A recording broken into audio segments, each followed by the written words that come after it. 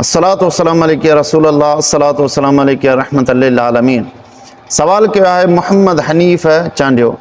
उहो त चए त साईं मुंहिंजा सवाल आहे त देवबंदी जी कोहणी हलाल आहे या न, उहो खाई सघिजे थो या न, उन्हनि जी दावत ते वञी सघिजे थो या न, रहनुमाई फरमाईंदा महिरबानी। बिस्मिल्लाहिर रहमानिर रहीम। देवबंदी हुजे, बरेलवी हुजे या अहले हदीस हुजे, कंहिं बि फ़िरक़े सां वास्तो उनजो हुजे, असुल में फ़िरक़नि जी ॻाल्हि न आहे।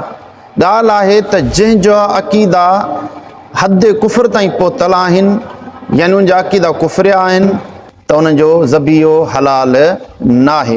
रही ॻाल्हि त उन्हनि जी दावत ते वञणु ऐं उन्हनि सां गॾु विहणु, इन बारे में अर्ज़ु आहे त उन्हनि जी मजलिसुनि में वञणु, उन्हनि सां गॾु वेही खाइणु, इन खां परहेज़ करणु घुरिजे। छाजे करे जो उनजे बातिल अक़ीदनि जो पाण जे मथां असरु थियण जो ग़ालिब अंदेशो आहे। इन एहतियात इहो आहे इन में त उन्हनि जी मजलिसुनि खां बचे। वल्लाहु आलम बिस्सवाब।